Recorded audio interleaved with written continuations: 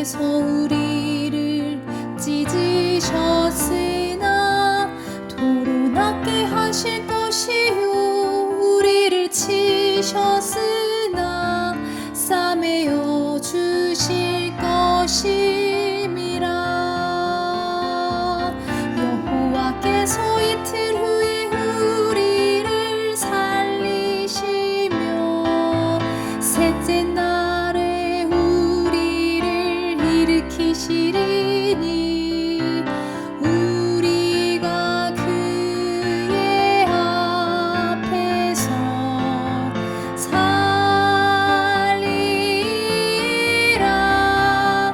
그러므로 우리가 여호와를 알자. 여호와를 알자. 힘써 여호와를 알자. 힘써 여호와를 알자. 그의 나타나심은 새벽빛같이 어김없나니 비와 같이 땅을 적시는 늦은 비와 같이 우리에게 임하시리라. 우리에게 임하시리라. 힘써 여호와를 알자. 힘써 여호와를 알자. 그의 나타나심은 새벽빛같이 어김없나니 비와 같이 땅을 적시는 늦은 비와 같이 우리에게 임하시리라. 우리에게 임하시리라. 호세아 6장 1절로 3절.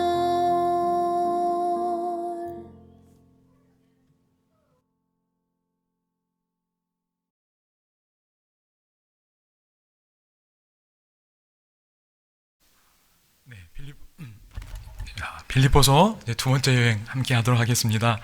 첫 시간이 좀 길어져서 제가 두 번째 여행은 좀 더 빨리 이제 할 수 있도록 하겠습니다. 하나님의 영께서 이 시간에도 함께 동행하시면서 기쁨의 경험을 주실 수 있기를 바랍니다. 여러분, 제가 성경 문해력에 대해 말씀드렸습니다. 저는 개인적으로 여기 어떤 성경 여행에 참여하는 제 마음의 핵심 목표가 성경 문해력이라고 말씀을 드렸습니다. 그리고 지난 시간에 성적과 문해력 관련된 내용들을 말씀을 드렸고, 성적 최상위 5% 학생들의 문해력이 어떤지는 제가 이제 이 시간에 말씀드린다고 했습니다. 최상위권 아이들, 초등학교 아이들입니다. 문해력이 어떤 특성을 보일까? 우리 초등학교 선생님이 이렇게 썼어요. 최상위권 아이들은 빠르고 정확한 내용 파악은 물론이고 내용에 대한 자신의 생각과 견해를 가지고 있다는 거예요.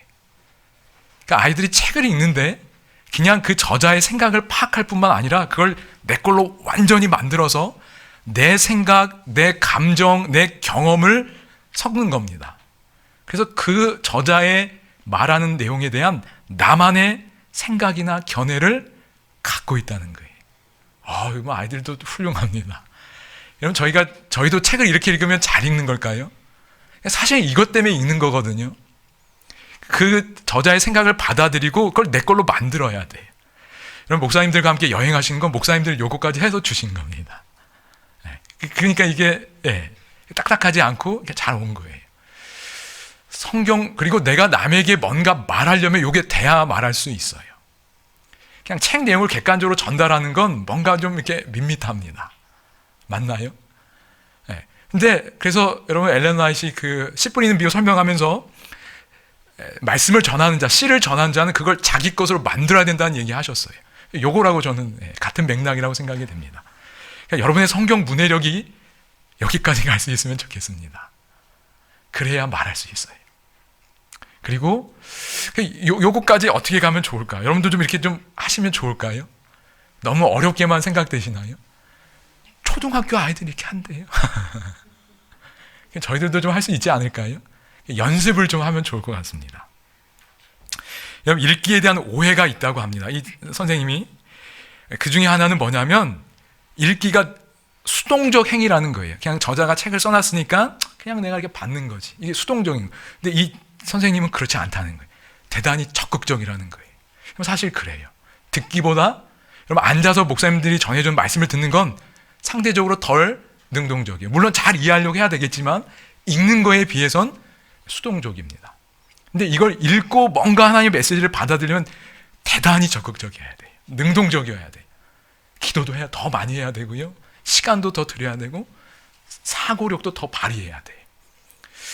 어떻게 그럴 수 있을까? 제가 이 책을 보다가 참 기가 막힌 비유를 좀 들었는데요. 사람들이 이렇게 오해한다는 거예요. 야구 아시나요? 공 던지면 이렇게 치는 운동. 야구에서 투수가 공을 던지고 포수가 공을 잡는 상황을 떠올려 봅시다. 공을 던지는 것은 투수의 일이지만 잡는 건 누구 일이지요? 포수예요. 그죠? 공을 던지면 포수가 받습니다. 그런데 가만히 앉아서 미트는 포수용 글러브입니다. 이게 다른 보통 글러브는 이렇게 손가락이 다 있대요. 근데 포수는 그 벙어리 장갑처럼 이렇게 통으로 들어가게 되어 있다고 합니다. 그걸 미트라고 하는데 가만히 앉아 미트를 벌리고 있다고 공이 알아서 미트 속으로 찾아 들어오지 않습니다. 맞나요? 그냥 포수가 이렇게 벌리고 있으면 알아서 들어오나요? 아니지요. 투수가 잘 던진다고 하지만 뭐 여러 변화구도 있고 뭐 빠른 공도 있으니까 어떻게 해야 돼요? 공이 날아오는 쪽으로 미트를 갖다 대야 됩니다. 그게 좋은 포수고 훌륭한 실력이지요. 공이 어떤 속도로 어떻게 날아오고 어떻게 변하는지를 파악하는 게 포수의 역량이라는 거예요. 맞나요? 그럼 읽기도 그렇다는 거예요. 이 사실을 읽기에 적용해 보면 글 쓴 이는 투수고 읽는 이는 포수예요. 글 쓴 이가 음이라는 공을 던지면 읽는 이는 포수는 정신을 바짝 차려야 돼요. 공이 어디로 갈지 모르니까요. 그냥 가만히 있는다고 해서 의미의 공이 강하게 들어오지 않습니다. 못 받아요. 정신 바짝 차려야 돼요. 음이라는 공은 읽는 이의 마음이라는 밑으로 알아서 찾아오지 않는 거예요. 그러니까 저희가 성경을 열어도 아무 느낌이 없는 수 있는 게 이런 거예요. 그러니까 성경은 분명 메시지를 던져오고 있어요. 근데 저희의 뭐가 아직 준비가 잘 안 된 거예요? 마음의 미트가 준비가 안 된 거예요. 그래서 마음의 미트를 이렇게 빠르게 움직일 수 있어야 돼요. 그게 우리 두뇌에서 일어날 수 있어야 됩니다. 그래야 잘 받는 거예요. 여러 가지가 관련되어 있을 수 있습니다. 이 마음의 미트, 생각의 미트와 관련해서 제가 한 가지 강조하고 싶은 게 있습니다. 이걸 꼭 좀 경험하시기를 바라는데요. 그럼 성경책이 가진 특성이 있습니다. 대단히 중요한 특성이에요. 그럼 성경이 하나님의 말씀이라고 믿으시나요? 그리고 그걸 경험하고 계시나요? 그걸 실제적으로 경험하는 게 뭐가 있냐면 아주 중요한 요소입니다. 한 교회사 책에 보면 이런 설명이 있습니다. 성경, 즉 바이블이라는 명칭 자체가 기독교 신자들이 이 책을 특별하게 생각하였음을 보여주고 있다. 4세기의 성경 번역가였던 제롬은 이를 가리켜 신적인 도서관이라고 부르기도 했다. 여러분, 도서관에 가면 책이 적나요, 많나요? 많아요. 수십만 권의 책들도 있을 수 있습니다. 성경인데 이게 뭐라고요? 도서관이라는 거예요. 그는 성경 안에 한데 포함된 여러 권의 책들이 몇 권 있지요? 66권이 있어요. 그런데 실상은 뭐라는 걸 강조했다고요? 하나의 책이에요. 여러분, 이걸 느끼면 성경이 하나님의 말씀이라는 걸 경험할 수 있습니다. 1600년이란 긴 간격이에요. 얼마나 길어요. 그리고 아프리카 대륙, 아시아, 유럽에 있는 사람들이 썼어요. 다양한 주제에 대해서 썼는데 완전히 다른 배경과 환경에서 사람들이 썼어요. 66권, 1600년이란 긴 기간 속에. 근데 읽다 보니까 뭘 경험한다고요? 이거 똑같은 얘기하네. 이거 똑같네. 그러면 그 저자가 누구라는 거예요? 하나님 한 분이시라는 거예요. 그걸 경험하는 게 내 삶 속에서 성경이 야 이거 진짜 하나님 말씀이네, 이걸 느끼는 거예요. 진짜. 그리고 그런 느낌 속에 메시지가 올 때 강속구가 날아와요. 그러니까 하나님이 진짜 나한테 말씀하신다는 걸 느낄 수 있어요. 얼마나 강한지 몰라요. 그 과정이 대단히 중요한 것 같아요. 여러분, 이게 성경, 예를 들어서 빌립보서가 지금 저희가 함께 그 의미가 뭔지를 생각하고 있어요. 빌립보서는 저에게 메시지를 던지고 있어요. 빌립보서 기록을 통해 하나님의 음성이 저에게 다가오고 있습니다. 이걸 누가 받아야 돼요? 저희가 받아야 돼요. 근데 그 받는 마음의 미트도 뭐가 돼야 돼요? 성경이 돼야 하는 거예요. 그러니까 성경을 성경으로 해석한다. 여러분 이런 말씀 많이 들어보셨죠? 그러니까 그게 뭐냐면 빌립보서가 던지는 성경의 메시지를 또 다른 성경 본문으로 받는 거예요. 여러분 그러면 이게 그 성경 본문에 대한 어떤 이해가 있어야 되겠지요. 연결이 될 때 아, 이거 진짜 똑같은 얘기네. 야, 이거 하나님이 나한테 정말 말씀하고 있네. 그게 경험될 수 있는 거예요. 그 차목사님 강의 중에 에토스에 대한 이야기 있었어요. 에토스, 파토스, 그 다음에 로고스. 그 중에 뭐가 제일 중요하다고 그랬지요? 뭐 사람은 생각이 다를 수 있지만 어쨌든 그걸 처음 말한 사람은 에토스가 가장 중요하다고. 그러니까 누가 말하느냐? 그럼 성경이에요. 그럼 성경을 왜 듣지요? 제가 말하기 때문에 듣는 거 아니잖아요. 내 교회 목사님이 말하기 때문에 듣는 거 아니잖아요. 그 누구 말씀하시는 거예요? 하나님이 이야기잖아요. 그러니까 그 목사님들이 설교하시는 것도 대언한다 그러잖아요. 그러니까 성경을 통해서 내 얘기하는 게 아니라 하나님 이야기하는 거예요. 그러니까 성경은 하나님이 말씀하고 있구나라는 걸 경험해야 돼요. 그래야 그게 진짜 내 마음에 와닿는 거예요. 뭐 다 중요하지만, 근데 그걸 여러분이 성경을 개인적으로 읽을 때도 경험하기를 하나님 바라시는 거예요. 근데 그게 구체적으로 어떤 상황에서 되느냐? 요거 할 때 될 수 있다고 저는 믿습니다. 그러니까 성경을 읽는데 야, 이게 다 똑같은 얘기네. 야, 그럼 이거 하나님이 하시는 이야기네. 그렇게 내 마음에서 경험될 수 있습니다. 그래서 제가 이 시간에는 빌립보서 여행을 하는데 아주 중요한 주제, 기쁨과 관련된 주제를 제가 빌립보서 자체가 아니라 또 다른 본문으로 받는 걸 같이 좀 해보려고 합니다. 그럴 때 제가 어떤 이렇게 이야기를 하는지 여러분들이 이해하시고 이렇게 또 이렇게 여러분들이 돌아가셔서 경험하실 수 있으면 좋겠습니다.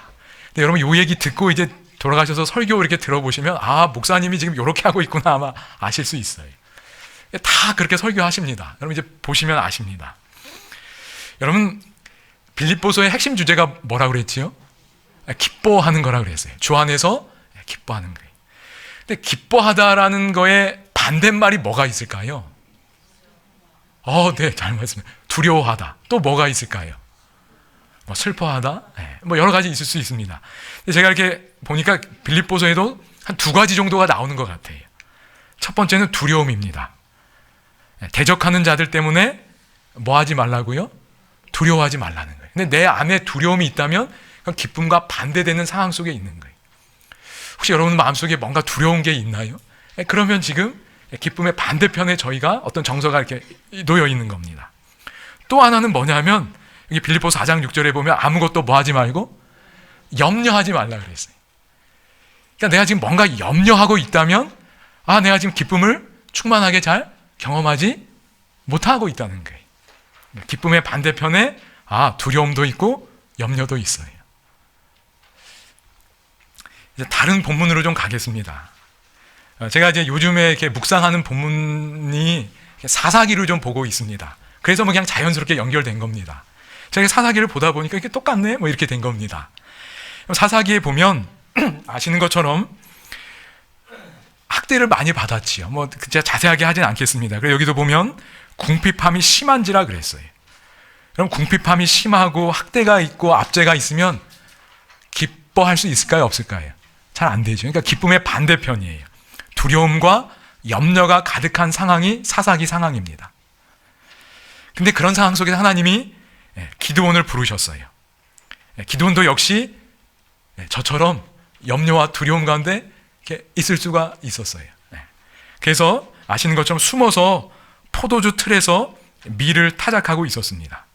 근데 그때 나타나셔서 뭐라고 부르셨지요? 큰 용사여라고 부르셨어요. 사실 용사 모습 맞나요? 아닌 것 같아요. 근데 하나님은 가능성을 보시고 이 기드온을 용사라고 부르셨습니다. 여러분들 하나님이 부르셨음을 믿습니다. 교회의 또 중요한 역할들, 또 가정에서 중요한 역할들을 하는 큰 용사로 부르셨음을 믿습니다. 내 안에 두려움과 염려가 있을지라도 하나님은 그렇게 부르시고 그렇게 만드실 수 있나요? 그렇게 하셨어요. 이름을 먼저 바꿔주십니다. 그리고 이 기드온을 통해서 그 두려움과 염려 가운데 놓인 이스라엘 상황을 바꾸시려고 하시는 거예요. 오늘 여러분이 속한 교회나 가정에 두려움과 염려가 있을 수 있습니다. 근데 하나님은 그걸 어떻게 바꾸실 수 있다고요? 기드온을 부르셔서 바꾸신 것처럼 여러분을 통하여 바꾸실 수 있음을 믿습니다. 어제 배운 에베소서 표현대로라면 무슨 역할을 하는 거예요? 마디 역할을 하는 거 기억나시나요? 마디를 통해 공급하신다 그랬잖아요. 머리와 연결돼서. 그러니까 기드온을 좀 마디로 부르시는 거예요. 하나님 참 좋으신 분입니다. 그리고 약속을 주셨어요. 놀라운 약속입니다. 야, 기드온아, 내가 반드시 너와 함께 할 텐데 그래서 너가 미디안 사람 치기를 한 사람 치듯 할 거야, 이렇게 얘기하신 거예요. 그러니까 두려워하지 말라는 거예요. 여러분, 근데 기드온이 이걸 잘 받았을까요? 못 받았을까요? 이걸 잘 못 받아요. 마음의 미트가 준비가 안 된 거예요. 그러니까 하나님은 메시지를 던지는데 마음의 미트가 잘 준비가 안 되는 겁니다. 근데 여러분, 제가 오늘 계속 드리고 싶은 말씀은 하나님이 기드온의 미트를 계속 이렇게 개발시켜 주셔요. 이걸 못 받고, 그래서 기드온이 이렇게 말합니다. 하나님, 주께 어느 은혜를 얻어 쌓으면 나와 말씀하신 이가 주 되시는 표징을 내게 보여달라 그래요. 이걸 못 받는 거예요. 그러니까 표징 좀 보여달라는 겁니다. 그래서 아시는 것처럼 이 제사를 드릴 수 있도록 이렇게 음식을 가져오라 그러지요. 그래서 이런 것들을 준비해서 가져옵니다. 그래서 바위 위에 놨더니 어떻게 했지요? 지팡이 끝을 이렇게 내밀었더니 바위에서 불이 나와서 이걸 다 사르게 됩니다. 표징 보여주셨나요? 그러니까 제발 그 메시지 받으라는 거예요. 내가 너와 함께하면 미디안 사람을 한 사람 치듯 한다는 그 메시지를 받으라는 거예요. 그래서 기드온이 이 메시지를 받았습니다. 그래서 기드온이 여호와를 위하여 거기서 제단을 쌓고 그것을 여호와 샬롬이라 하였더라. 평강이지요. 평강, 야, 하나님이 우리에게 평강을 주시는 분이야 라고 받은 걸 보여줍니다. 그러니까 하나님이 지금 기드온을 도와주셔서 하나님이 전하는 메시지를 받게 하십니다. 하나님 참 좋으신 분이에요.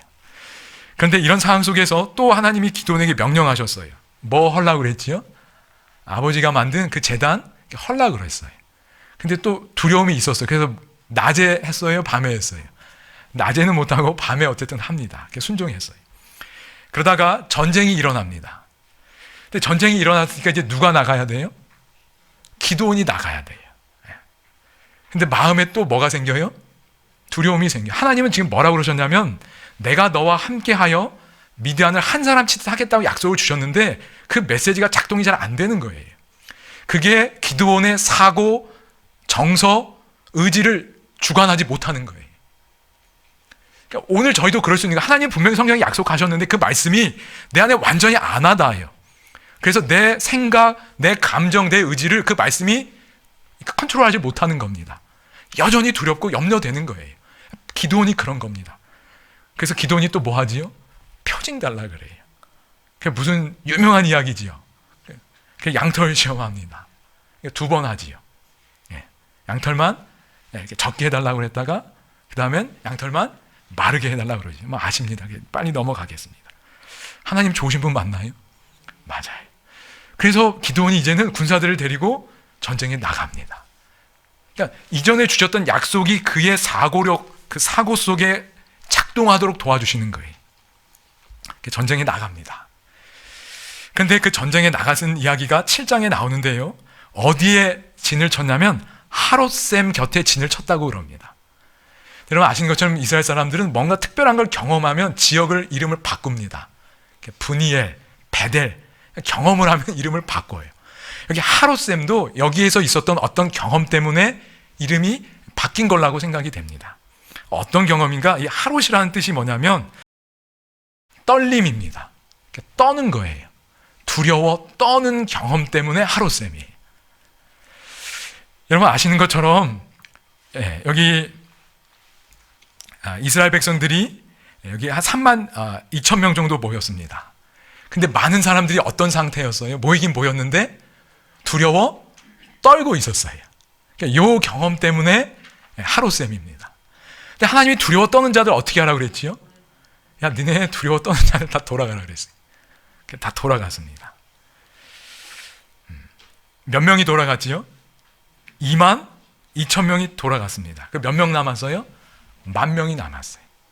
그러니까 그 떠는 경험 때문에 하롯셈이에요. 그래서 여기 앤드루스 대학에서 나온 코멘타리가 있는데 여기 그 내용이 나옵니다. 아마도 이 떠는 경험 때문에 하롯셈이 됐을 거다 그런 거예요. 그러니까 오늘 우리가 내 가정이나 내 교회에서 내가 머물고 있는 곳에서 뭔가 두려움을 갖고 있고 뭔가 염려가 가득하면 그곳이 뭐가 될 수 있어요? 하롯셈이에요. 근데 하나님이 이걸 이제 바꿔주십니다. 기쁨으로 바꿔주시는데요. 10,000명이 남았어요. 여러분 22,000명 이렇게 돌아갈 때 기도원 마음은 어땠을까요? 미디안의 그 모래 같은 군대에 비하면 32,000명도 많은 게 아니지요. 근데 지금 하나님이 돌려보내셔요, 이렇게. 기도원 마음은 어땠을까요? 이 더 염려가 돼요. 근데 하나님 한 발 더 나가십니다. 또 테스트 하래요. 무슨 테스트 하셨는지 다 아시지요? 이게 물 마시는 걸 봤어요. 이게 사소한 일이지요. 근데 두 부류로 나뉘어졌어요. 한 부류는 어떤 부류였냐면 너무 갈증이 나요. 그러니까 뭐 하는 거예요? 내가 지금 전쟁을 앞두고 있다는 그 상황도 잊어버리고 내가 지금 군사로서 경계를 서야 한다는 그 목적도 잊어버리고 자기 욕구를 채우는데 이렇게 경계가 흐트러져 버렸어요. 여러분 바울을 보니까 바울은 늘 어떤 생각 갖고 있어요? 복음 전도, 그리스도가 전파되는 그 목표가 흔들리지 않았어요. 근데 이 사람들은 내 욕구를 채우는 것으로 인하여 내가 지금 어떤 사람인지 어떤 상황에 있는지를 잊어버린 거예요. 정말 좋은 그리스도의 군사가 여러분 되기를 원하시나요? 그럼 물 마실 때도 내가 누구란 거 잊어버리면 안 됩니다. 교회에서 늘 그러셔야 돼요. 근데 우리가 자꾸 이걸 망각을 해요. 뭔가 내 급한 욕구가 있으면 내가 누군지를 잊어버리는 거예요. 근데 그게 여러분 대단한 거에서 드러나지 않아요. 사소한 거에서 드러나요. 앞으로 교회에서 정수기에서 물 마실 때도 이거 기억하시면 좋겠어요. 나는 누구다? 그리스도의 군사다. 말 한마디를 해도 늘 그리스도가 내 앞에 있어야 돼.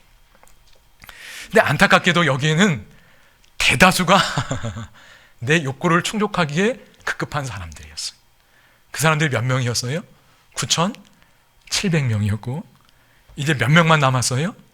300명만 내가 누군지 뚜렷한 사람들이었어요. 내가 누군지 내 의무에 소홀하지 않는 소수가 남은 거예요. 300명입니다. 근데 여러분 기도원 마음은 어땠을까요? 아까 22,000명 갈 때도 마음이 힘들었을 텐데 하나님이 하라니까 하긴 하지만 이제 몇 명 남았어요? 딱 300명 남은 거예요. 기도원의 마음이 힘들었을 거라고 생각이 돼요. 힘들었어요. 그래서 부조화 선지자에 보면 기도원은 내일 전투를 생각하고 떨었다 그랬어요. 하롯셈이. 이 적은 숫자로 어떻게 싸우지? 염려와 두려움이 가득한 거예요. 그러니까 하나님이 이미 말씀 주셨고 표징을 여기까지 여러분 3번이나 보여주셨어요. 제사 드렸더니 바위에서 불이 나왔어요. 양털 시험 2번 했어요. 약속도 주시고 표징도 주셨어요.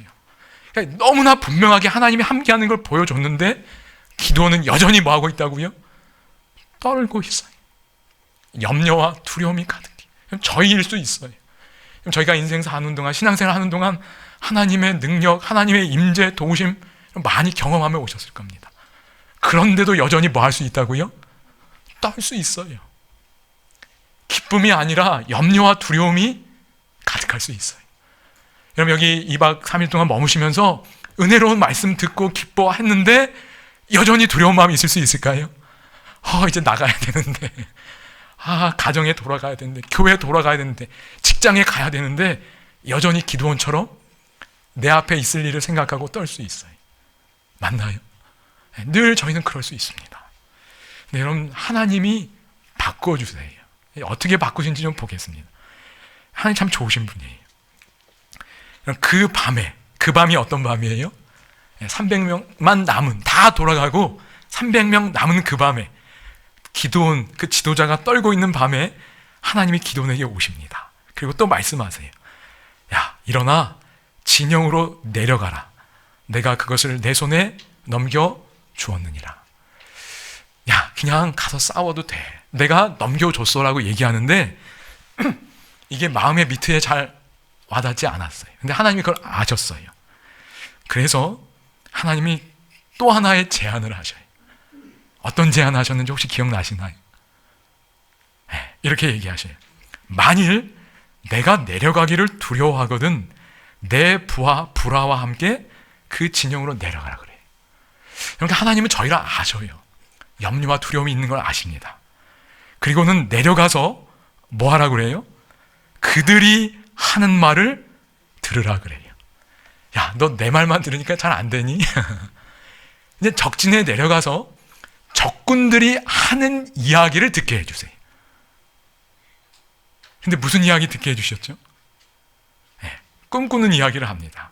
꿈에 보리떡 한 덩어리가 미디안 진영으로 굴러 들어와 장막을 무너뜨리는 꿈을 한 적군 병사에게 꾸게 하셔요. 그리고 그가 꾼 꿈 이야기를 누구에게 하는 거예요? 자기 동료에게 하는 거예요. 그리고 그 이야기를 기드온이 내려가서 듣게 하시는 거예요. 그래서 그 친구가 그걸 해석합니다. 다른 이제 들은 친구가요. 이는 다른 것이 아니라 이스라엘 사람 요아스의 아들 기드온의 칼이라. 하나님이 미디안과 그 모든 진영을 그의 손에 넘겨주셨느니라 하더라. 이거 지금 누가 하는 얘기예요? 하나님이 하신 얘기가 아니고요. 적군이 하는 이야기예요. 그걸 기드온이 듣는 거예요. 그 말을 들을 때 드디어 기드온의 마음에 용기가 생기는 거예요. 여러분 여기 이렇게 되어 있습니다. 부좌 선지자의 기드온은 알지 못하는 자들을 통하여 그에게 말씀하시는 하나님의 음성을 분별하였다 그랬어요. 그러니까 하나님이 대단히 다양한 방식으로 하나님의 음성을 듣게 해주시는 거예요. 여러분 기쁨의 근원이 뭔가 복잡하지 않습니다. 내 마음의 귀에 하나님의 음성이 들리면 기뻐할 수 있어요. 어떤 상황에서도 그 음성이 들리면 기뻐할 수 있어요. 요한복음 10장에 내 양은 목자의 음성을 안다 그랬어요. 여러분 하나님이 나에게 말씀하시는 소리가 들릴 때 기쁜 거예요. 내가 어디에 있든 어떤 상황에 있든 그 소리가 안 들리면 여러분 불안해지기 시작하는 거예요. 아이 생각하시면 됩니다. 그러니까 지금 하나님이 계속 기드온을 어떻게 하시는 거예요? 하나님 음성이 그의 마음에 들릴 수 있도록 도와주고 계시는 거예요. 마지막엔 적군까지 꿈을 주고 해석까지 그들이 하게 해서 듣게 하시는 거예요. 하나님이 정말 원하시는 게 뭔지 아시겠지? 내 백성, 내 지도자들에게 누구 음성 듣게 하는 거예요? 하나님 음성 듣게 하는 거예요. 그러니까 하나님이 왜 여러분 여기까지 부르셨는가? 하나님의 음성을 듣게 해주시는 거예요. 근데 돌아가셔도 하나님은 여러분에게 뭘 해주길 원하실까요? 하나님의 음성을 계속 듣는 일이 멈춰지지 않기를 바라심을 믿습니다. 그러면 기뻐할 수 있어요. 그래서 이제는 기드온이 와서 지금까지 듣는 사람이었잖아요. 근데 이제 말하는 사람이 됩니다. 기드온이 그 꿈과 해몽하는 말을 듣고 경배하며 이스라엘 진영으로 돌아와 이르되 일어나라. 병사들에게 명령해. 여호와께서 미드안과 그 모든 진영을 너희 손에 넘겨주셨느니라. 들으니까 예배하고 돌아와서 말할 수 있게 돼. 여러분, 이 경험이 여러분의 삶 속에 있게 되기를 바랍니다. 여러분, 개인이 하나님의 말씀을 배우고 기도하고 예배하는 그 시간을 갖고 그 들은 음성을 소그룹이든 온라인이든 뭐 하실 수 있으면 좋아요? 나누실 수 있기를 바랍니다. 그래서 우리의 동료들에게 하나님이 주는 용기를 전해줄 수 있는 마디들이 되실 수 있기를 바랍니다. 그게 기도원의 모습이. 그래서 이제는 하나님이 주신 계획이 있었어요. 작전 명령을 그대로 전달합니다. 어떻게 했지요? 300명을 세대로 나눕니다. 그리고 손에 뭐를 들려줬어요? 나팔과 빈 항아리, 그리고 그 항아리 안에 횃불이 들려 있었습니다. 하나님의 지시에 의해 이렇게 순종했는데요. 여러분, 좀 이상한 거 있지 않나요? 전쟁하러 가는 거잖아요. 근데 지금 뭐가 없어요? 칼이 없잖아요. 여러분, 칼 들고 싸워야지 이거 가지고 사람 적군 싸울 수 있나요? 나팔, 항아리, 칼이 없어요. 우리가 생각할 때 이게 있어야 대적을 이기겠다는 게 없어요. 여러분, 하나님 사업하면 뭐가 필요하다고 여러분 믿으시나요? 뭐 돈 없어요? 여러분, 하나님 능력 믿으시나요? 여러분, 하나님 부자실 것 믿으시나요? 하나님이 지혜의 근원인 것 믿으시나요? 근데 왜 자꾸 뭐 없다고 그러셔요? 칼이 없잖아요. 근데 이 사람들이요, 뭘 믿었어요? 칼 없이 300명이 전쟁에 지금 나가는 건데, 부조화 선지에 보면 적군에게로 질주했다 그랬어요. 뭐 없이요? 칼 없이 하나님이 나와 함께 하신다. 하나님이 나에게 약속을 주셨다. 그걸 그냥 추측한 게 아니고요, 정말 받았고 믿고 질주한 거예요. 그랬더니 하나님이 역사하셔서 아시는 것처럼 승리하게 하십니다. 여러분, 염려와 두려움이 이렇게 깨진다고 믿습니다. 그러니까 세상적인 방식으로 글쎄요. 그런데 여러분, 어떤 일이 일어났지요? 300명이 나팔을 불며 여호와께서 그 온 진영에서 어떤 일이 일어났어요? 적군끼리, 친구끼리 칼로 치게 하셨어요. 그러니까 이 사람들은 칼이 없었어요. 근데 그 적군의 마음속에, 무수한 군대들의 마음에 두려움이 들어간 거예요. 그러니까 자기의 안위를 생각하다 보니까 이제 어떻게 한 거예요? 뭐 이렇게 정신이 이렇게 잘 작동이 안 되니까 상대방, 내 동료를 적군으로 오해하고 이렇게 친 거예요. 그래서 승리하게 됩니다. 여러분, 두려움, 분열은 바벨론의 특성이에요. 그리스도 안에 있는 교회의 특성이 아닙니다. 두려워하지 않고 분열하지 않아요. 근데 대적의 특성이 뭐예요? 두려움이고 분열이에요. 여러분, 여기까지 사사기의 내용을 좀 잠깐 봤습니다. 이 미트를 가지고 여러분, 잠깐 이제 빌립보서 이 구절 한번 같이 읽겠습니다. 오직 너희는, 시작. 오직 너희는 그리스도의 복음에 합당하게 생활하라. 이는 내가 너희에게 가보나 떠나 있으나 너희가 한 마음으로 서서 한 뜻으로 복음의 신앙을 위하여 협력하는 것과 무슨 일에든지 대적하는 자들 때문에 두려워하지 아니하는 이 일을 듣고자 함이라. 아멘. 여러분, 좀 연결되는 게 보이시나요? 하나님이 뭘 원하시는지, 뭘 도와주기를 원하시는지 느낄 수 있습니다. 여러분, 하나님이 인내하면서 기드온에게 용기를 계속 주셨어요.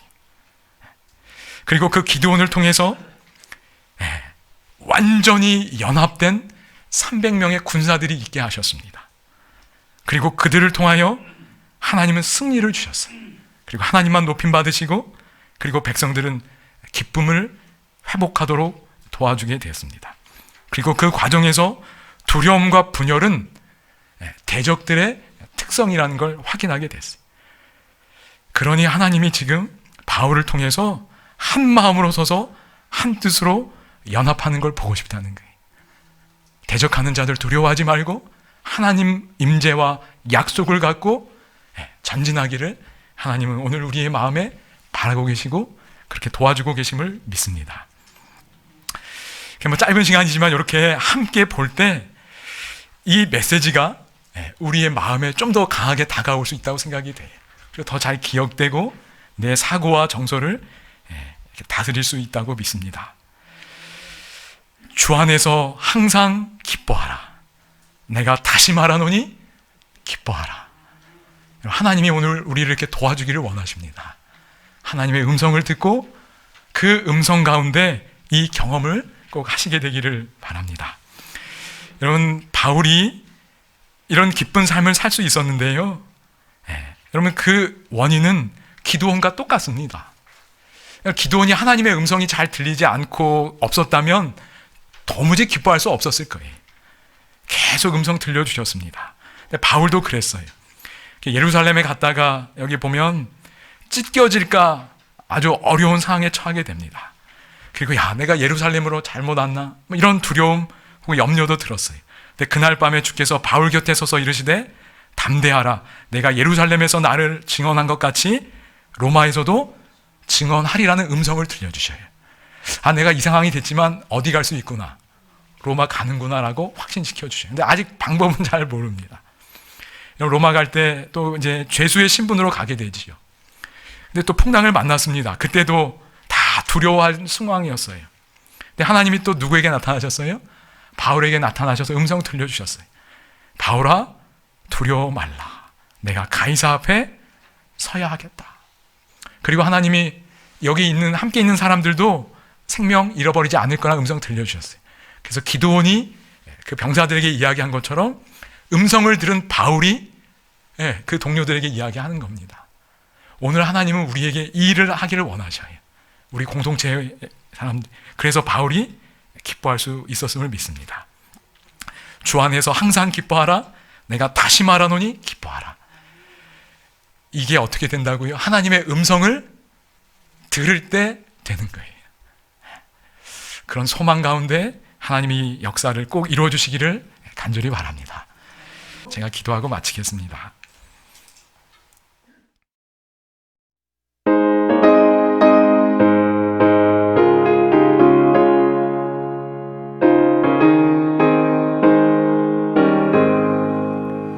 주의 음성을 내가 들으니 사랑함이 넘치네.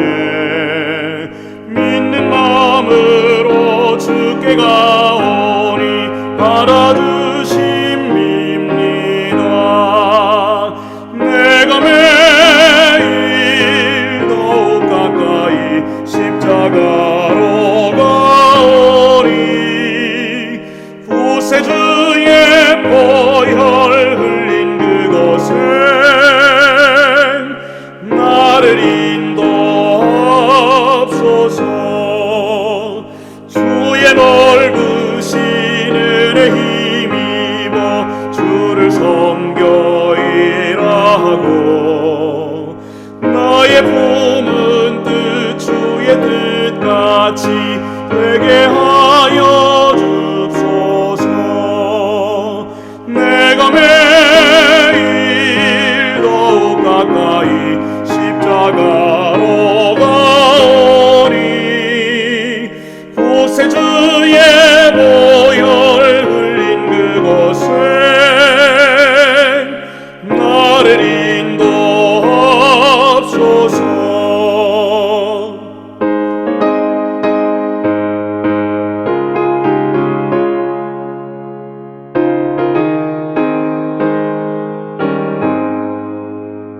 주의 안에서 얻는 기쁨은 헤아릴 수 없으며 우리 구주의 넓은 사랑은 증량할 자 없도다. 내가 매일 더욱 가까이 십자가로 가오니 구세주의